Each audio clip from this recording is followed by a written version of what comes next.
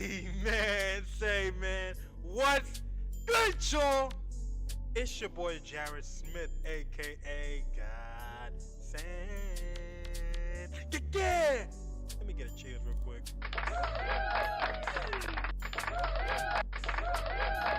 Bring gunshots though. Bring them in. Bring them in.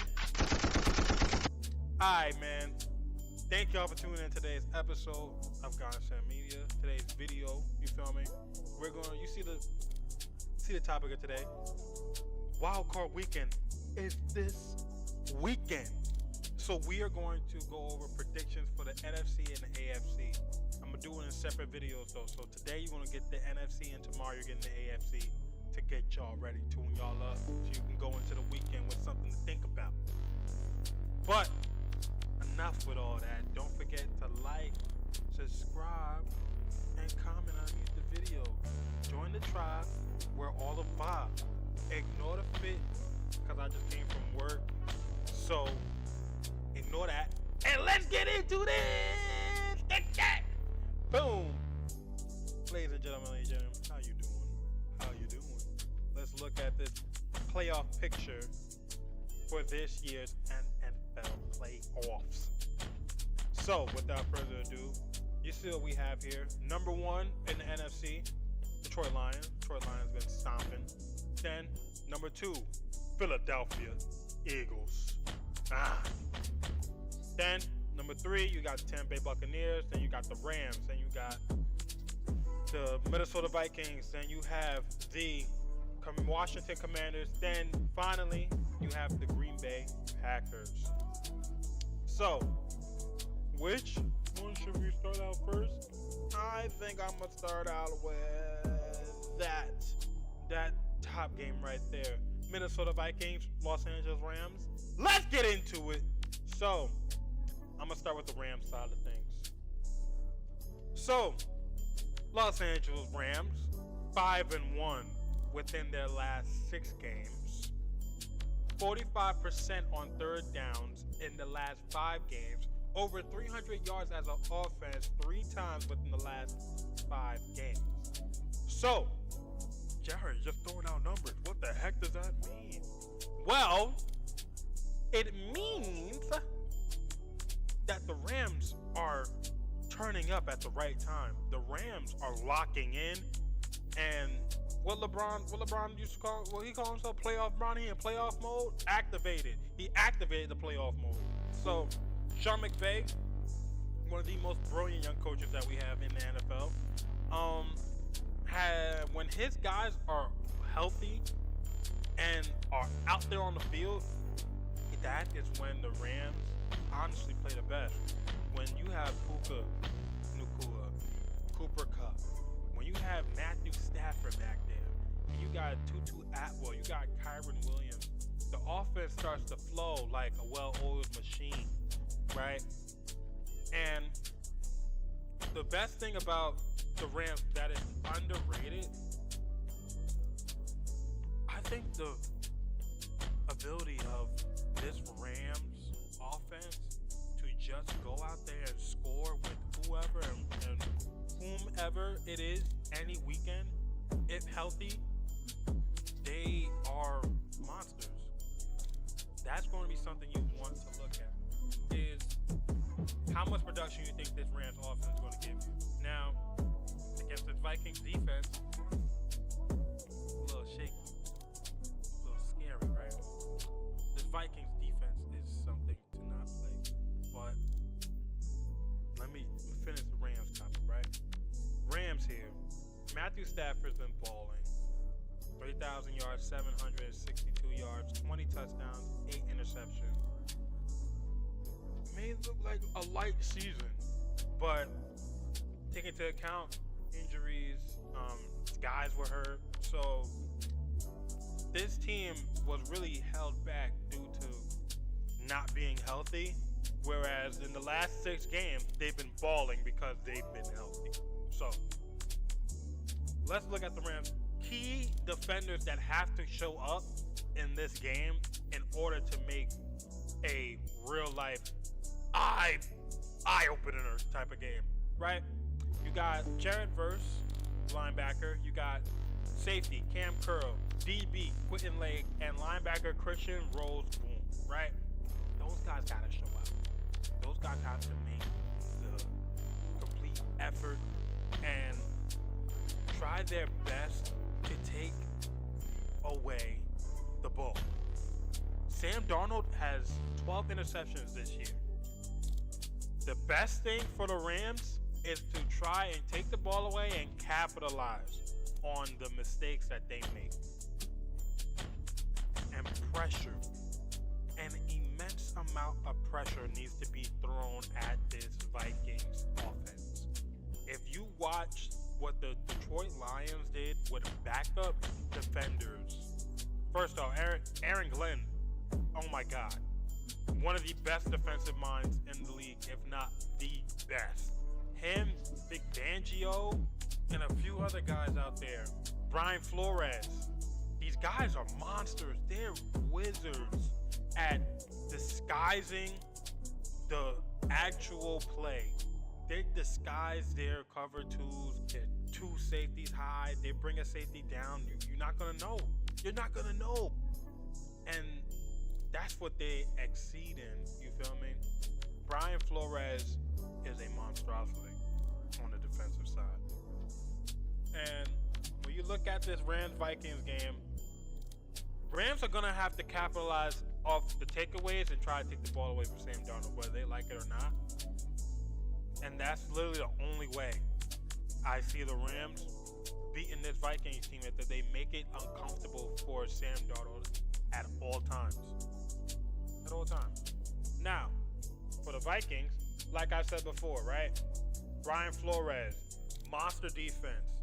And when you have a monster defense to back up a offense that has a buttload of weapons, yeah, a lot of wins are coming your way. You have a guy with over 1,500 receiving yards and someone who has 10 touchdowns. That's Justin Jefferson, the Jettas. And then in your backfield, you got Aaron Jones, 1,138 yards and 5 tutties on the year. Then you got Jordan Addison, 875 yards and 9 tutties. This poor group is ridiculous. And then I don't think I forgot about Hawkinson. Hawkinson's a low-key tight end, and everything on this offense is something you need to take into account. So with that being said, my pick for this game is going to be the Vikings. Clear. It's going to be the Vikings. Now, having said all that, let's get into the next one. Right? So, after that, we have Commanders, Tampa Bay. Tampa Bay. What do I think is going to happen in this game? Well, let's start with Washington. Hey, Tampa Bay. Let me get a close up. This is not the same Jaden Daniels from week 1, Tampa Bay. I'm going to repeat that. This is not the same Jaden Daniels from week 1, Tampa Bay. This kid has 12 wins as a Washington Commander. 3,568 yards, 25 touchdowns, and 9 interceptions with 100.1 QBR and 69% completion. Jaden Daniels put up one of the best rookie seasons I've ever watched. And I've watched Andrew Luck and RG3 and Cam Newton. I've watched a lot of rookie years. This one had to be one of the most comfortable. Jaden Daniels and this offense is something you do not want to play with. And not even just that, acquiring Marshawn Lattimore to that defense step in the right direction that they needed. Because Commanders, well, granted, they still have issues with defending the ball in the air. But Marshawn Lattimore helped a lot with that. Because at least you're not going to throw it to that side. You understand? But on the flip side, right? There is a key for the Commanders to win this game. And I'm going to put it to you like this. 71% of yards after the catch that the Commanders gain offense off of are quick passes. You want to know who allows a lot of yards after the catch on quick passes? The Buccaneers. 60.4% of the yards that they have allowed this year are all quick passes. When you have a Terry McLaurin and a rest of those speedy wide receivers within this Commanders offense, yeah, Buccaneers need to strap in and get ready for a long day. Because if they're going to give up these quick passes, they're going to lose. Not only just that, but they're one of the worst tackling teams in the NFL. Look at this real quick. Pro Football Focus has said, right, that the third most missed tackles in passing plays is 88, and that is by the Buccaneers. So, Buccaneers, protect the air if you think you're going to win. If you want a chance to win, you have to send Jaden Daniels pressure. And take into account that you have to strap in on the short, quick passes. Screens, RPOs, slants, mesh spots, like mesh concepts, like the short passes and quick passes have to be slowed down. You have to make him go beat you in the air this game, right? Full on. Intermediate passes and long passes is what you want if you're the Buccaneers, right? But did you also forget that this is the same quarterback that ran for 100 yards and the same game he passed for 200? It makes you want to leave sometimes. I want to walk out the room every time I say something. I bring this up to people. This man is not playing with y'all. It may be rookie year, but no. And in a rookie year to him, he's acting like he been there already. So yeah, I'm gonna go with the Commanders on this game. And this has nothing to do with the Buccaneers offense. The Buccaneers offense can go ahead and score, but are they going to be able to put up numbers with Jaden Daniels? Is Jaden Daniels better quarterback right now than Baker Mayfield? Because that is what this game is going to come down to. I believe. Whose quarterback is better? Period. Point blank. Whose quarterback is better? And right now, I'm going with Jaden Daniels over the Buccaneers. Despite the veteran presence, and they've been to the playoffs already, the experience on the Buccaneers team, especially with the Todd Bowles. Todd Bowles, great job this year in terms of your defense and then pressure at many quarterbacks. Todd Bowles like to really get after rookie quarterbacks, and he's gonna realize this weekend this wasn't the one to try and go after. You hear me? Okay. Next game. Last but not least, we got the Green Bay Packers Cheesehead versus the Philadelphia Eagles, right? Do I really have to say a lot for this game. Hey, Green Bay. Jalen Hurts is playing, so about that. About praying on Hurts to not play. Packer fans, we're gonna have to relax. This game right here is probably going to be the best game. Top three best game of the weekend. I predict, because Packers they do everything well. They do everything good. Packers can run with you. Packers can throw with you. Packers can go let that defense go haywire. But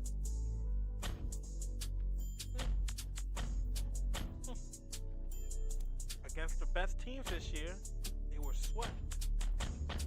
Minnesota Vikings beat them twice. Eagles beat them once. And the Lions beat them twice. The Packers this year are like the best mediocre team. Like, they will clip whoever it is. They'll beat the rest of y'all. But if you're a contender, it's like the Packers just fall out.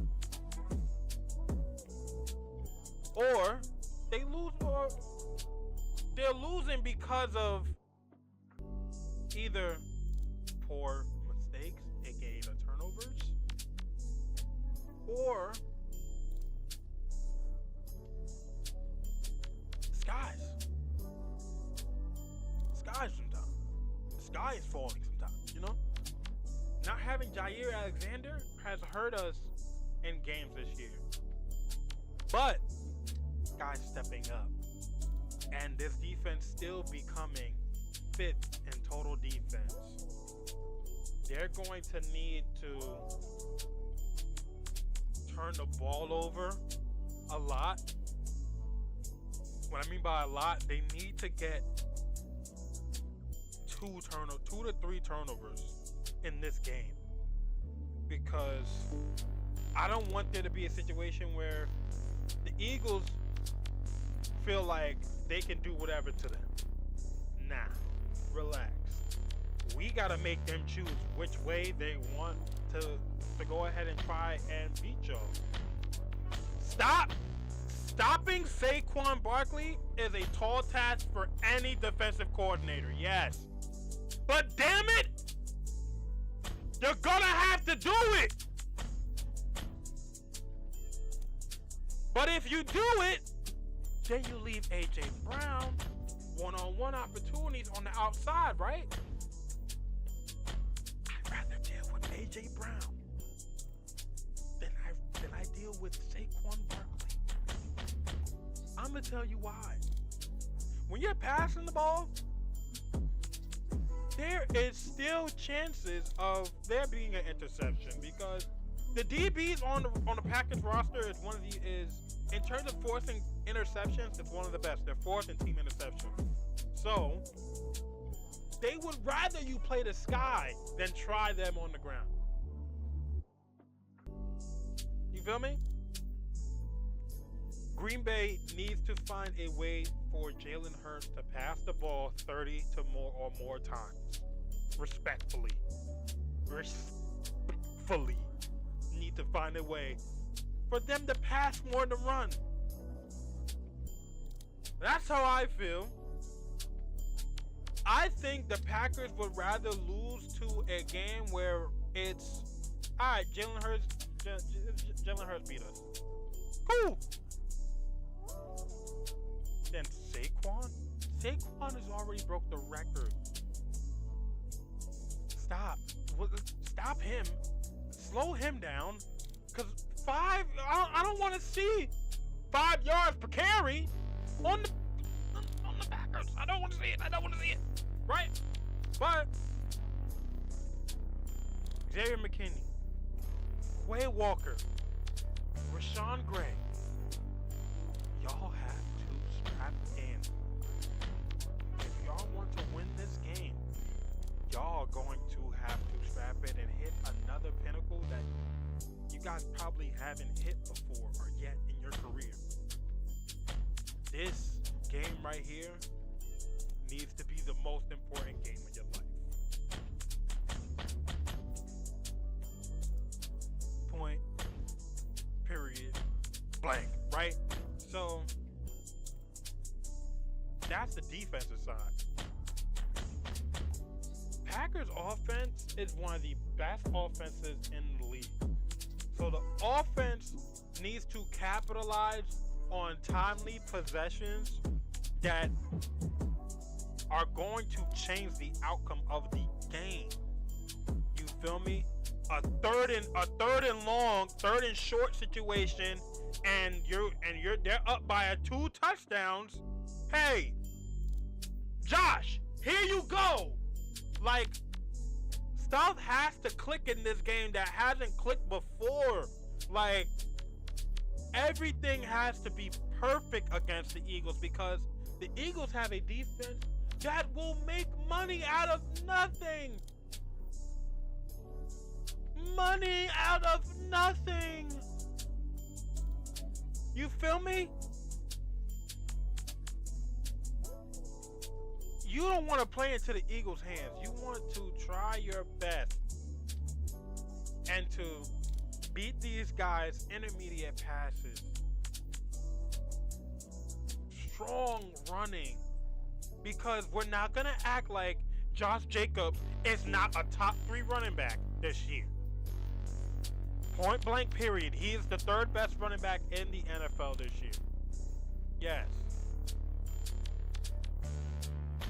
So, Green Bay's offense needs to be moving at a pace and of quickness, but also being patient. Clean football. Jay Love, this year, Jordan Love has 3,389 yards, 25 touchdowns, and 11 interceptions on a 63 completion rating. And a 96.7 QBR, right? Is Jalen Love, like me and my brother say, every possession before the offense goes out, he looks at Matt LaFleur. I'm going Brett. No, don't go Brett. Don't go Brett. Interception coming. 2 interceptions coming. Like, relax. Go Aaron. Go Aaron. Right? Jay Love has to play a perfect game. Giving an interception to this team is a result of a loss. Because I guarantee the Eagles will capitalize off it. Y'all have to slow down. You have Christian Watson out. You still have Jaden Reed. You still have Romeo Dobbs. You still have Dontavian Wicks on that team, right? You still have Tucker Kraft him up. Weapons galore, right? Put them in the right places, and J Love will get it done. There's nothing in my heart that tells me J Love cannot go win a game last minute or 2 minutes in the game. He can go win it. I feel it in my bones. I know he can go win it. But this is a team where we do not want to be in that situation in the first place. So, my final predictions for this weekend: Vikings, Commanders,